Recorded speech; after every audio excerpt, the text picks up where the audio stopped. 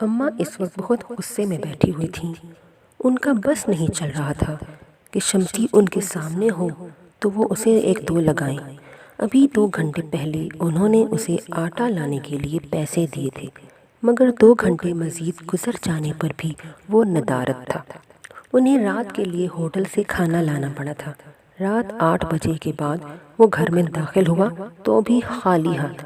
امی نے گھور کر اپنے بیٹے کو دیکھا۔ کہاں کہاں آوارہ گردی کرتے پھرتے ہو؟ اس نے تھکن سے بھرے چہرے کو حشاش بشاش کرتے ہوئے ماں کو دیکھا۔ وہ میں گھر سے نکلا تو اماں کا غصہ سوا ہو گیا۔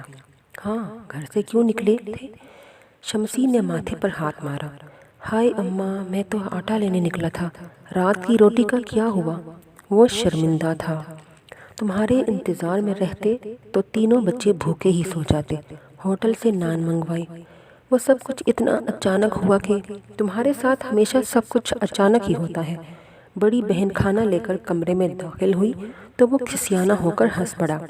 بس انیلا باجی، وہ ہوا یوں کہ گھر سے نکلتے ہی صدیقی صاحب کی بیگم پریشان سی بھاگی جا رہی تھی۔ میں نے انہیں آواز دی تو وہ رونے لگی۔ صدیقی صاحب کی اچانک طبیعت خراب ہو گئی تھی۔ ان کے دونوں بیٹے ملک سے باہر ہیں۔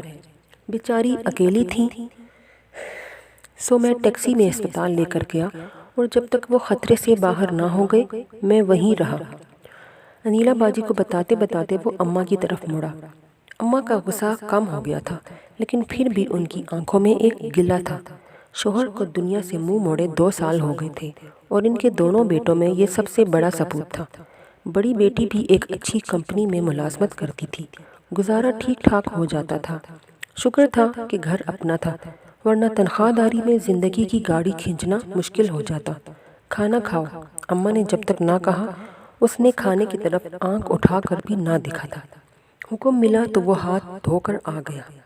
پتہ نہیں یہ خدمت خلق کا شوق اسے کہاں سے مل گیا۔ باپ دادا میں دور دور تک ایسی خرافات کا نام و نشان نہیں۔ ایسے نہ کہیں اماں، جو وہ کرتا ہے اسے نیکی کہتے ہیں، اور نیکی کرنے کی سعادت بہت کم لوگوں کو بخشی جاتی ہے۔ ہمیں نہیں پتا ہماری کب کی نیکی کس وقت ہمارے کام آ جائے۔ بس تم لوگ سب پڑھ پڑھ کر فلاسفر بن گئے ہو۔ اماں، فلاسفر نہیں، زندگی میں واقعی زندہ ہونے کا ثبوت ہر کوئی نہیں دے سکتا۔ آپ کو تو خوشی ہونی چاہیے کہ آپ کی اولاد صرف دنیا دار نہیں۔ باہر خانقاہ لکھوا دو؟ اماں چڑ گئی تھی۔ انیلا باجی مسکرانے لگی تھی۔ وہ جانتی تھیں اماں بھی اندر سے درویش ہے، بس کبھی کبھی اپنے بچوں کی حد سے بڑی ہوئی درویشی سے چڑھنے لگتی ہیں۔ شمسی کھانا کھا رہا تھا جب ایک دم اس کا فون بجا۔ اس نے ہاتھ بڑھایا ہی تھا کہ اماں نے سیل فون جھپٹ لیا۔ اپنی بھی پرواہ کر لیا کرو، شکل دیکھی ہے، کھانا کھاؤ اور چپ کر کے سو جاؤ۔ شمسی کی آنکھوں میں الجھن ابھری۔ اس کے بعد کیا ہوا یہ جاننے کے لیے اگلی قسط کا انتظار کیجیے۔ شکریہ۔